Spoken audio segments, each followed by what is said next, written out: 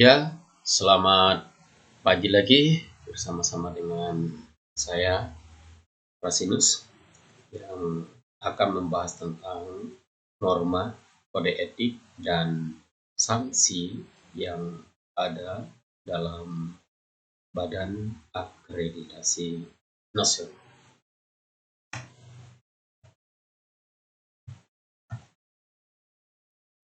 Norma merupakan nilai yang dianut bersama sebagai pedoman berperilaku. Sementara kode etik merupakan aturan tertulis yang mengandung norma dan asas yang secara tegas menyatakan apa yang benar dan yang baik dan yang tidak benar dan yang tidak baik. Sanksi adalah hukuman yang diberikan oleh suatu lembaga, instansi, kelompok tertentu atas pelanggaran kode etik. Nah, di sini saya memaparkan ada 8 tentang norma pelaksanaan akreditasi. Yang pertama adalah kejujuran. Jujur menyampaikan semua data dan informasi.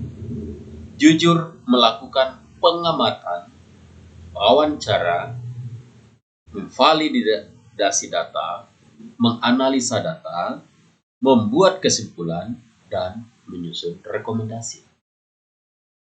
Ban SM Provinsi jujur dalam melakukan audit dokumen, analisis data, memutuskan kelayakan untuk divisitasi, validasi, dan verifikasi laporan asesor, serta dalam menetapkan situasi status akreditasi.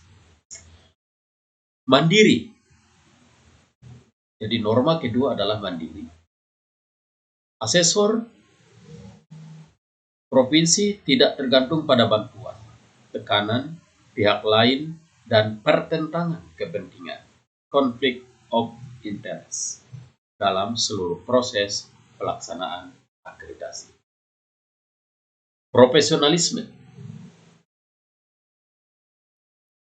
Memahami pedoman, pos, dan perangkat akreditasi.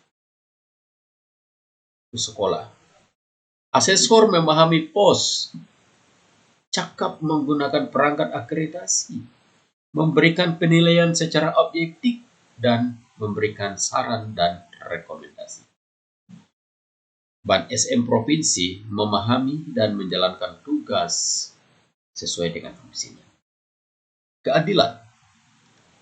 Asesor memperlakukan sekolah atau madrasah tidak memandang status sekolah atau madrasah negeri atau swasta, kota ataupun desa, terakreditasi ataupun tidak. Ban SM Provinsi berlaku adil dan tidak berlaku diskriminatif. Kelima, kesejajaran. Semua pihak yang terlibat dalam proses akreditasi berada dalam posisi sejajar. Keterbukaan. Sekolah atau madrasah secara terbuka menyampaikan data dan informasi sesuai dengan kondisi nyata. Ban SM Provinsi dan asesor transparan dalam menyampaikan penjelasan norma, kriteria, standar prosedur, atau mekanisme kerja, jadwal, dan sistem penilaian akreditasi. Yang ketujuh, tanggung jawab. Sekolah atau madrasah menyampaikan data dan informasi dengan tanggung jawab. Asesor memberikan hasil penilaian sesuai dengan ketentuan yang berlaku dan dapat dipertanggungjawabkan. Ban SM Provinsi bertanggung jawab atas seluruh proses pelaksanaan akreditasi. Yang kedelapan, menjaga kerahasiaan.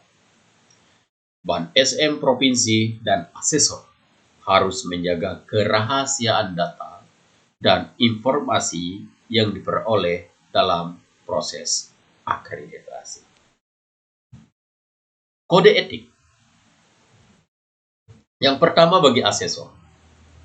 menjunjung tinggi kejujuran dan objektivitas dalam niat, ucapan, dan perbuatan, merahasiakan informasi tentang sekolah atau madrasah yang diakreditasi, memperlakukan sekolah atau madrasah, baik negeri atau swasta, jauh atau dekat, status awal akreditasi secara adil, menjaga kehormatan diri, rendah hati dan lugas dalam berkata, bersikap, dan bertindak, menciptakan suasana kondusif dan tidak menekan dalam melakukan kegiatan visitasi, menghindari kesepakatan dalam arti negatif dengan tidak menerima pemberian uang, barang, dan jasa di luar haknya sebagai asesor, membangun kerjasama tim asesor,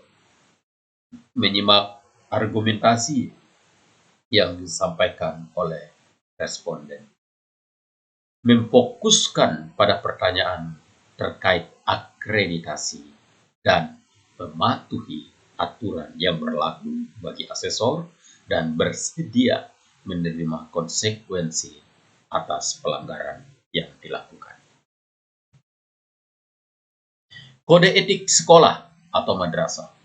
Yang pertama, menjunjung tinggi kejujuran dan objektivitas dengan memberikan keterangan, data, dan informasi yang benar sesuai dengan kondisi nyata sekolah atau madrasah. Kedua, menghindari kesepakatan dalam arti negatif dengan tidak memberi uang, barang, dan jasa kepada asesor atau pihak yang terkait dengan akreditasi sekolah yang madrasah yang berdampak pada objektivitas hasil akreditasi.